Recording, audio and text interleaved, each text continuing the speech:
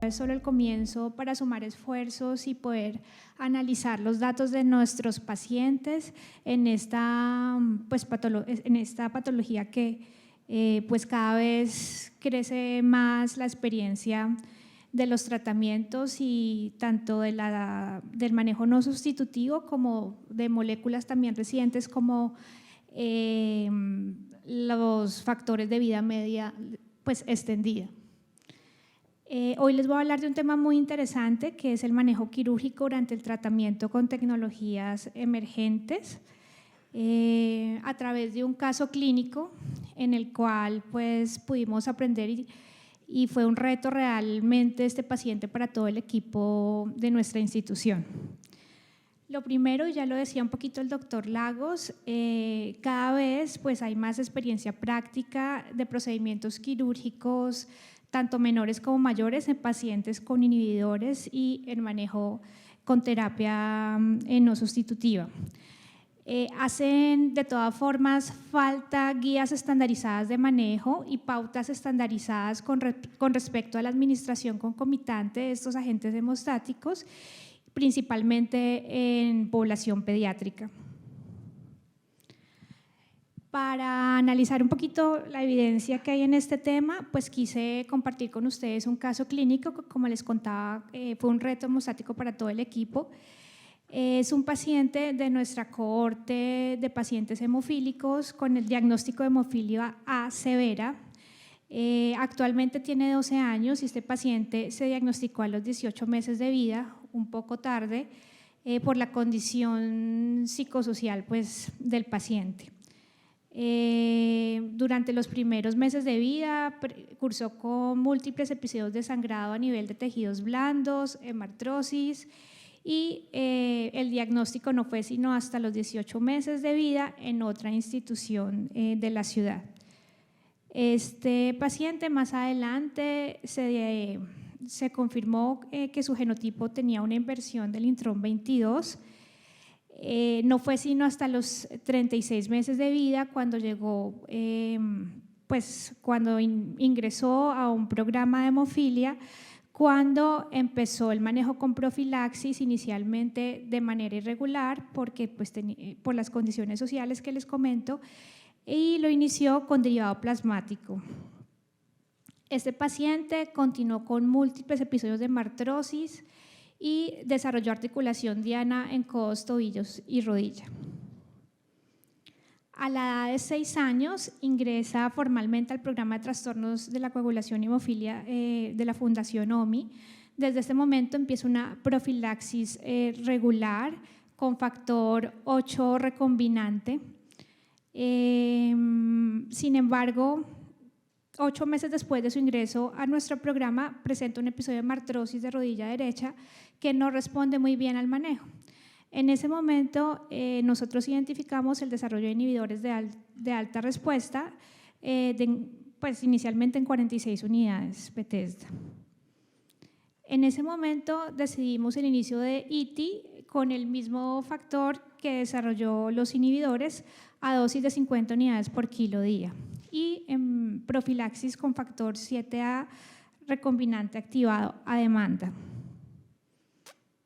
Este paciente presentó un pico histórico de inhibidor muy alto, 4.560 unidades Bethesda, tuvo múltiples episodios de sangrado a pesar de que se encontraba en ITI.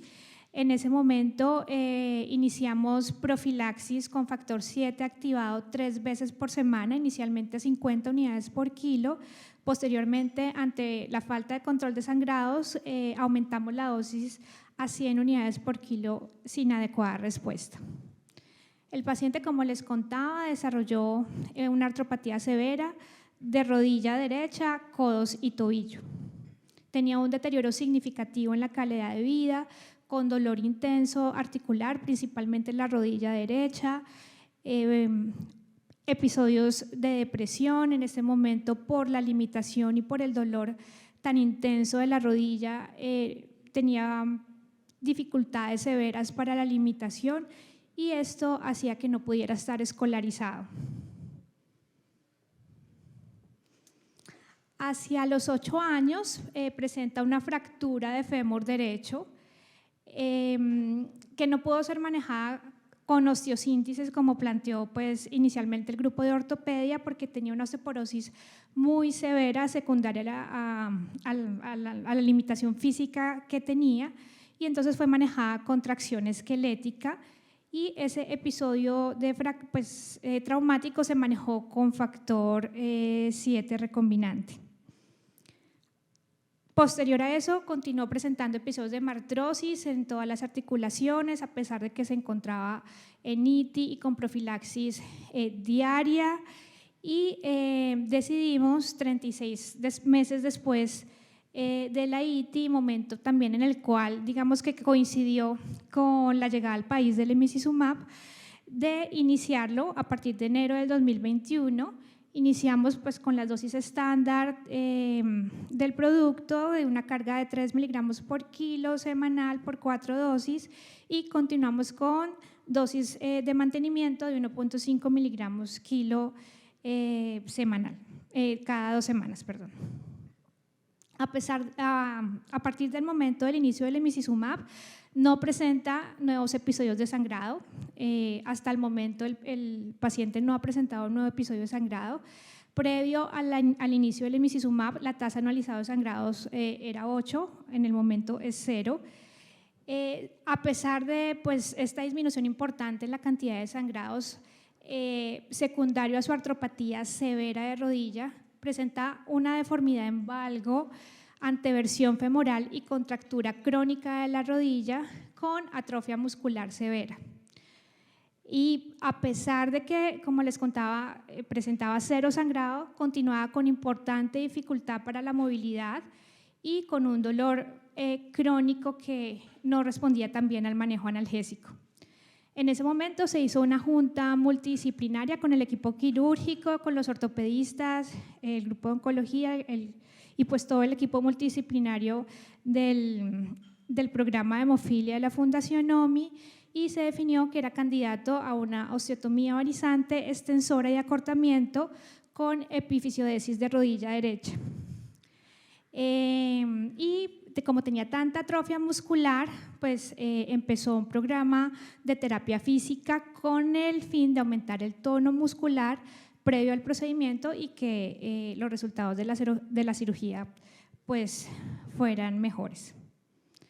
Entonces, en este momento, cuando definimos que nuestro paciente requería este procedimiento para mejorar su movilidad y la función de la articulación, empezamos como a revisar qué tanta información había pues, en la literatura de emicizumab, pacientes que se encontraban en emicizumab, pediátricos que iban a ser llevados a procedimientos quirúrgicos mayores. Pues tal vez la información más grande la tiene este artículo del cual habló el doctor Lagos, que es el artículo del doctor Justi, publicado en el 2021, que pues recoge toda la información en la evidencia de todos los procedimientos que hasta el momento estaban publicados. Aquí les traigo pues los procedimientos quirúrgicos que hasta el 2021 ya han estado publicados en la población pediátrica. Vemos que básicamente son 20 artículos o 20 publicaciones, todas de procedimientos quirúrgicos menores. Aproximadamente el 50% de estos pacientes habían recibido factor 7 recombinante previo al procedimiento, otro 50% no, y en general pues lo que se vio en esos artículos es que lo que él también nombró, y es que muchos de los procedimientos quirúrgicos menores no son necesaria la administración previa del factor 7 recombinante de los agentes bypass, sino que solamente con el emicizumab es necesario para lograr una hemostasia adecuada. También aquí reportan 4 casos de circuncisión en los cuales en 2 se manejó solamente con emicizumab sin sangrado y con buen control de la hemostasia, y los otros 2 requirieron o le administraron factor 7 recombinante previo al procedimiento. Pero en general no hubo ninguna complicación asociada al uso del emicizumab en ninguno de estos pacientes, ya sea trombosis o la otra complicación en la literatura informada, que es la microangiopatía trombótica. Este es otro artículo, otra publicación del 2020 que tiene en cuenta 40 pacientes que estaban en terapia con emicizumab, 20 sin inhibidores y 22 con inhibidores. En estos 40 pacientes, pues en 12 se hacen procedimientos quirúrgicos, la mayoría no, todos los procedimientos quirúrgicos son procedimientos menores y en general todos tienen un buen control hemostático, a excepción de uno de los pacientes que fue llevado a circuncisión sin agente puente y quien hace una complicación de sangrado y quien es hospitalizado por 5 días y recibe manejo con factor 7 activado. La otra experiencia que todos conocemos es pues, la experiencia de los estudios Haven. En el estudio Haven 1 pues, fueron incluidos pacientes adolescentes, en el estudio Haven 2 fueron incluidos pacientes pediátricos solamente, y en esos estudios se evaluó la seguridad y la eficacia del emicizumab. En el estudio Haven 2 se realizaron 27 procedimientos quirúrgicos, 26 procedimientos quirúrgicos menores y hubo pues, el registro de un procedimiento quirúrgico mayor que fue una apendicectomía realizada por laparoscopia. Sin embargo, no hay información en las publicaciones de los resultados de los estudios Haven de cuál fue el manejo hemostático que se le dio a este paciente. Entonces, con toda esta información, o sea, que no teníamos realmente evidencia de cómo eran o cómo se debían manejar los pacientes pediátricos que iban a ser sometidos a procedimientos quirúrgicos mayores, empezamos a mirar cuál era la mejor manera o qué había en la literatura acerca de cómo monitorizar esos procedimientos quirúrgicos en pacientes que estaban sometidos a manejo con emicizumab y que iban a recibir además terapia puente. Entonces, varios estudios en adultos han demostrado la utilidad de la generación de trombina en la toma de decisiones de pacientes que reciben profilaxis con emicizumab y que van a ser llevados a procedimientos quirúrgicos mayores. Y este estudio es útil porque predice la capacidad, pues aumenta la capacidad de predecir la eficacia y minimizar el riesgo de eventos trombóticos y la capacidad de coagulación individual de los pacientes que reciban agente bypass en general puede ser muy diferente. Y la dosis requerida para lograr la hemostasia puede diferir de un individuo a otro. Este es tal vez uno de los primeros estudios en donde se aplicó la prueba de generación de trombina y fue en uno de los pacientes del estudio Haven 1, un paciente de 23 años con una artropatía de rodilla muy severa que fue llevado a un reemplazo de rodilla. En esta gráfica vemos cómo la línea naranja es la línea de base de los niveles de trombina que tenía este paciente en manejo con emicizumab y vemos cómo dosis de factor 7 activado de 1.5 microgramos por mililitro, que equivale más o menos a 90 microgramos por kilo, casi que logran normalizar cuando se comparan con la línea naranja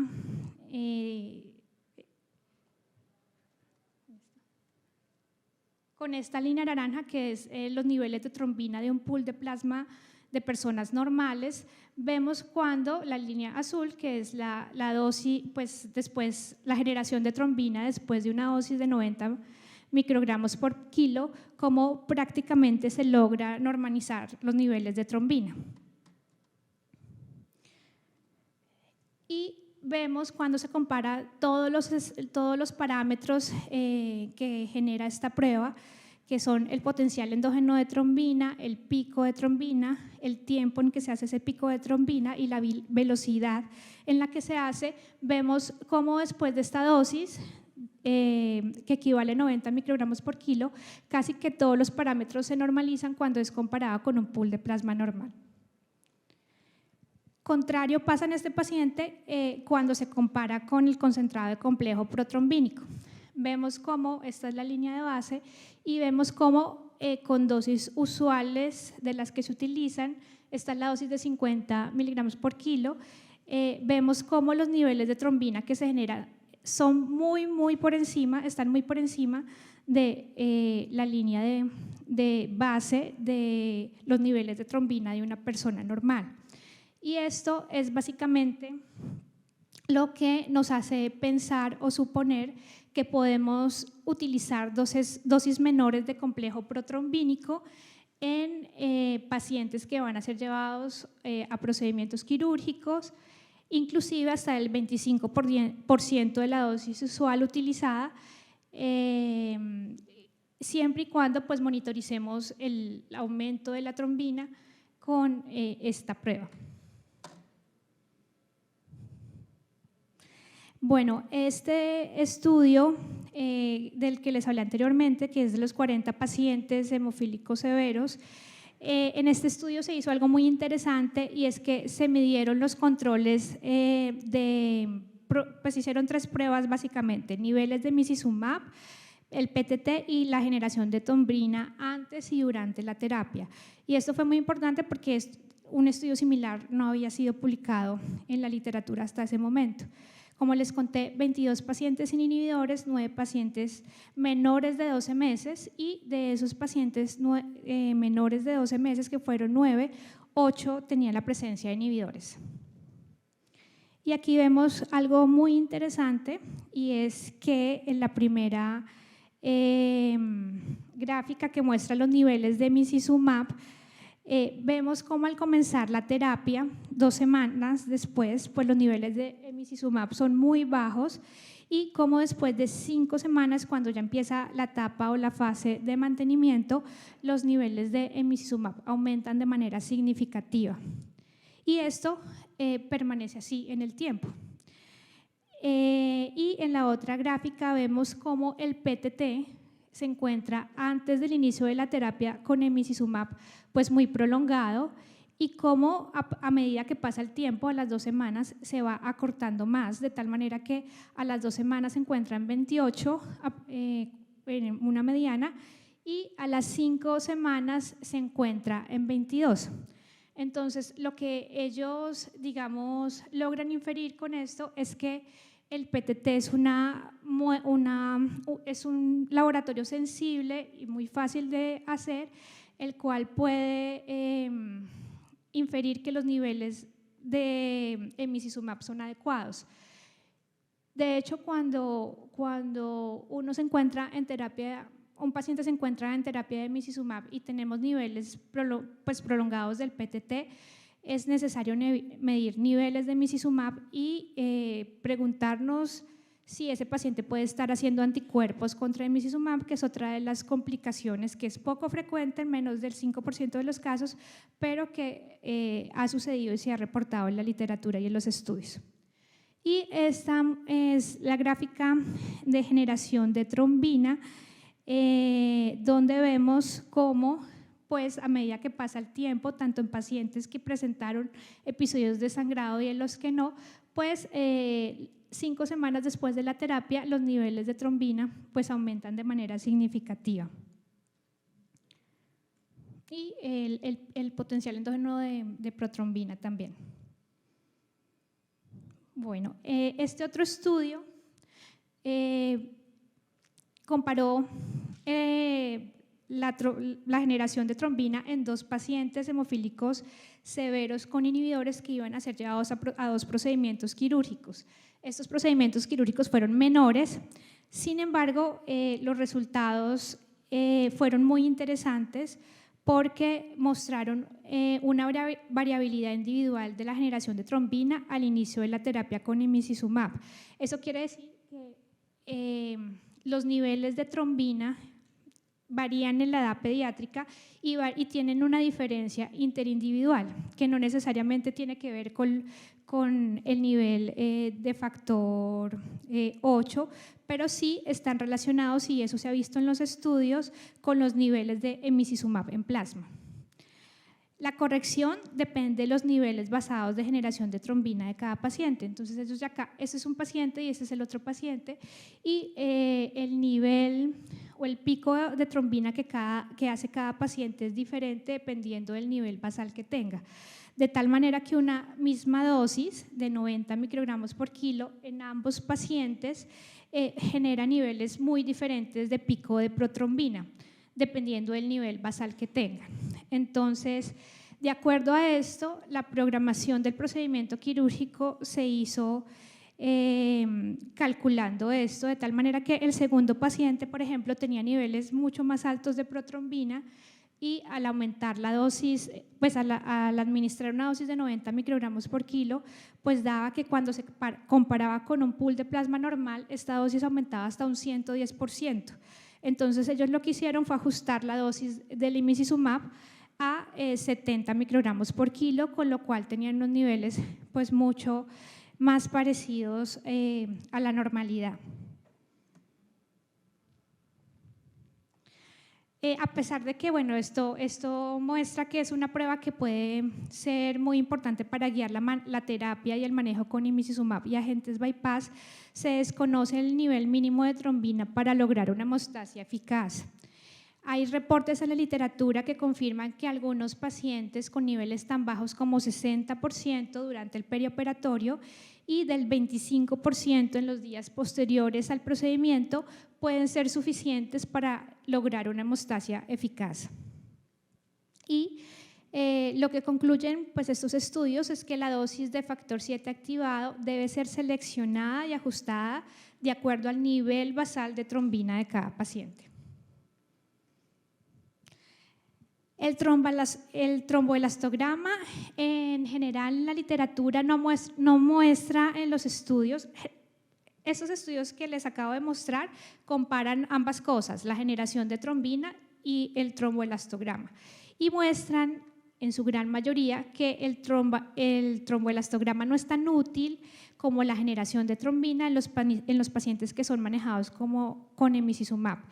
Tiene baja sensibilidad y en general la dificultad mayor está en distinguir adiciones de agente bypass, probablemente secundarios, activador de la coagulación que se utiliza. Generalmente esto se utiliza kaolin y pues no, lo que se muestra es que no son equiparables con el tromboelastograma y la generación de trombina. Pero, sin embargo, hay uno de los estudios que se realizó en adultos que sí encontró que los resultados del tromboelastograma se comparaban y eran equiparables con la generación de trombina, pero el activador que se utilizó fue el factor tisular. Entonces, se necesitan más ensayos de esto y en población pediátrica para poder confirmar la utilidad. Bueno, entonces teniendo en cuenta toda esta información que les di y también el artículo del doctor Juste, que no es una guía como tal, pero sí es una recopilación de recomendaciones basadas en lo que hay actualmente en la literatura, en las publicaciones y en la experiencia de expertos. Nosotros pues planteamos nuestro plan perioperatorio del paciente. Nosotros tomamos una generación de trombina basal de este paciente en manejo con emicizumab, la cual fue de 475.2. Ahí tuvimos una limitación y es que no teníamos un pool con que compararlo en nuestro laboratorio de referencia y entonces lo que hicimos fue compararlo con pool de plasma normal reportado pues, en la literatura para población pediátrica. Y después de una dosis de factor 7 activado recombinante, 30 minutos después, medimos y los resultados fueron de 987.2 nanómetros por minuto, con un pico de 77 y previo a eso un pico de 36. Entonces nos dio pues básicamente que estábamos prácticamente con dosis de 90 microgramos por kilo, entre el 100 y 105% de normalidad en los niveles de trombina. Entonces, previo, pues la dosificación del emicizumab no cambió y la dosis le correspondía 3 días previos al procedimiento quirúrgico y ese día pues recibió su dosis normal.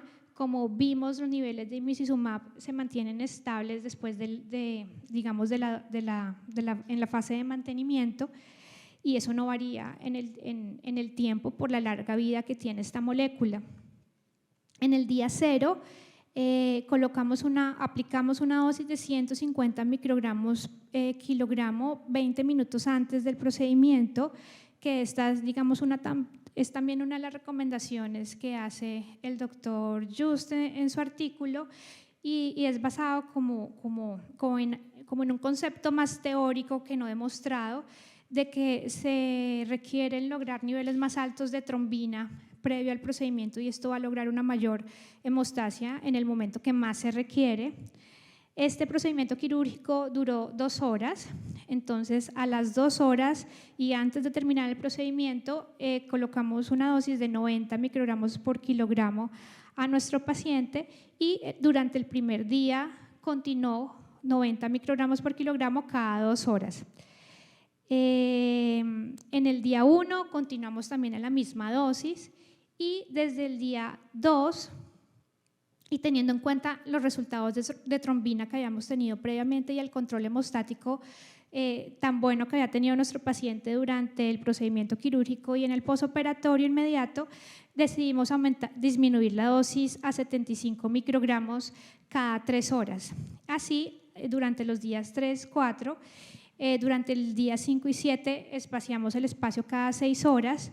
Durante el día 7 a 10, 75 microgramos por kilo cada 12 horas y así hasta el día 12, que fue el día en el que se suspendió la medicación y se le dio egreso al paciente. El paciente no presentó ningún evento de sangrado durante los 12 días, tampoco hubo evidencia de trombosis o microangiopatía trombótica y se le dio egreso con plan de rehabilitación 3 semanas después, el cual inició sin necesidad de agente bypass adicional, sino solamente con emicizumab sin presentar ninguna complicación. Durante el manejo posoperatorio, como laboratorios de control, hicimos un seguimiento de hemograma, reticulocitos, función renal, LDH, buscando básicamente microangiopatía trombótica. Tuvo, como les conté, una evolución satisfactoria posoperatoria, egresó al día 12 y el procedimiento, que pues fue lo más importante, logró una mejoría significativa de su movilidad y su dolor y su limitación física, de su calidad de vida y en este momento pues el paciente se encuentra escolarizado y es un caso de pronto un poquito parecido al caso que nos compartió el doctor, porque fue un paciente que pasó de tener una calidad de vida muy, muy mala a una muy buena calidad de vida, gracias inicialmente al manejo del emicizumab y pues posteriormente también complementario con el procedimiento quirúrgico que se realizó.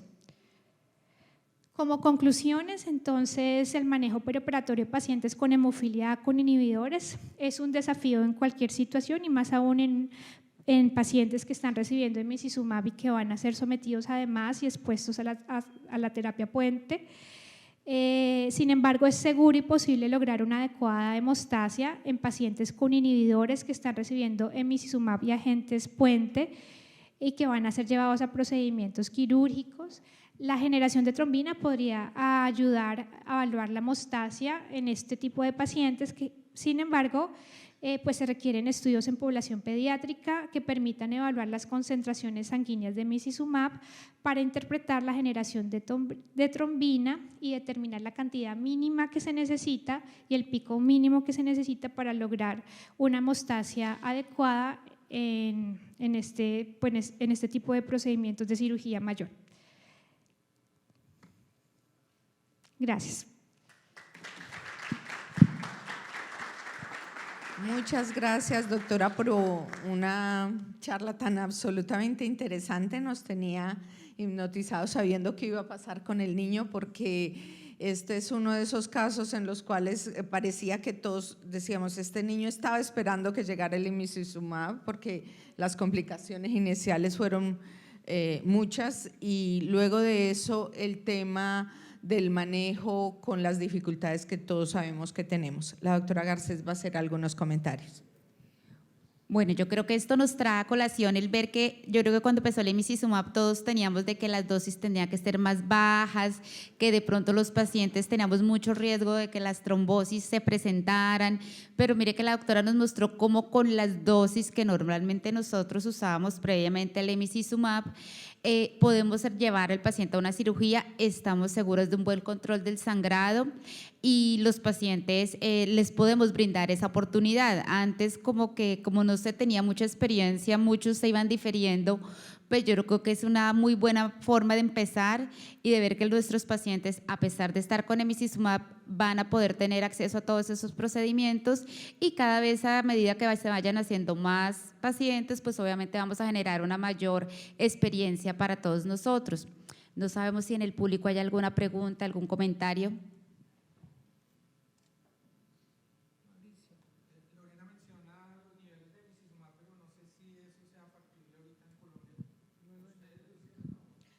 Nosotros no lo hicimos, pero sé que se está haciendo en muchas partes. En Europa y en Estados Unidos se toman niveles de emicizumab, pero no sé si la doctora Ramos nos quiera contestar esa parte. Yo sé que nosotros no lo hacemos.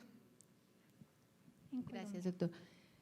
Aquí en Colombia no lo hacemos. Miren, para hacer la medición del emicizumab, para evaluar las concentraciones que podemos encontrar en sangre, pues digamos aparentemente la prueba es muy fácil porque simplemente es estandarizar, hacer una curva de calibración utilizando el emicizumab y luego pasar, digamos, un factor octavo coagulométrico. Los ensayos que hemos hecho han sido, digamos, con medicamento, llevándolo a una concentración para a partir de ahí hacer la curva. Estamos esperando el nuevo, digamos, la nueva muestra que nos pueda mandar la Federación Mundial de Hemofilia, porque esto también tiene muchísimas variaciones dependiendo del tipo de reactivo que utilizamos en el laboratorio. Unas trabajamos con Siemens, otros pueden trabajar con Estago, y dependiendo de la marca del reactivo, eso también tiene un impacto en los resultados que hay.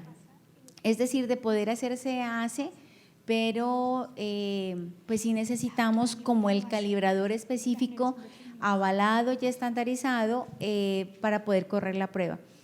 Este calibrador está disponible, es costoso, sí, hicimos digamos, la investigación para poderlo traer, pero resulta que no tiene esa regulación acá en el INVIMA, entonces no lo pueden vender aquí en Colombia.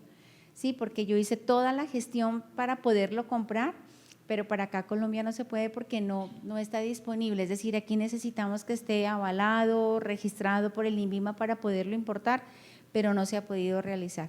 Pero los estudios, digamos, in-house, eso sí los hemos hecho. Por el otro lado, la parte de la generación de la trombina, también es una prueba que yo creo que a futuro la tenemos que hacer, no está precisamente estamos esperando pues que haya como un flujo considerable de muestras para poder traer el equipo porque es supremamente costoso y empezar a hacer todos estos estudios, hacer esa revisión de la literatura para poder, digamos, como entender esa interpretación en términos de la generación de trombina. Por lo pronto, con la tromboelastografía, lo que hemos hecho pues es aprovechar, digamos, esa herramienta que de alguna manera pues es supremamente útil con los 3 parámetros que nos da de la cantidad de trombina que se ha formado, en el tiempo y en el pico más alto, pues yo creo que es por lo pronto una ayuda y una herramienta porque hay que trabajar con lo que en este momento tenemos. Sí, doctora, de acuerdo. Nosotros utilizamos pues la tromboelastografía para hacer la medición de la generación de trombina, sin embargo no sé ¿qué diferencia existe en las técnicas? Yo sé que la generación de trombina se hace mediante fluorescencia, pero no sé qué diferencia exista con la técnica utilizada por el tromboelastógrafo. Lo que pasa es que, mira, eso también era yo no he revisado el artículo que tú lo mencionaste ahí, porque dice que los resultados son diferentes. Cuando hacemos la tromboelastografía, simplemente no es que utilicemos un reactivo diferente. sino simplemente tomamos la muestra, esa muestra le colocamos el activador, que es el caolín, y se va generando, digamos, todo el desarrollo de la hemostasia. Nosotros simplemente lo que hacemos es muy sencillo, una aplicación en la pantalla, un icono, se presiona y sale la curva de generación de trombina como tal. Es decir, no utilizamos los reactivos que en las otras metodologías se hacen, como la trombina a unas concentraciones diferentes para medirlo, y todas las comparaciones, doctora, que usted nos mostraba en las gráficas, eso no lo podemos hacer. Digamos, este es como un valor agregado que me dan estas pruebas viscoelásticas para poder evaluar cómo está la trombina en ese paciente, ¿cierto? Porque el R nos podría decir, bueno, tenemos todos los factores normales, pero esa generación de trombina, esa trombina, ¿qué tan estable es? ¿Qué tan fuerte es? Ese es el valor agregado que nos da esta herramienta cuando estamos haciendo la prueba viscoelástica. Gracias.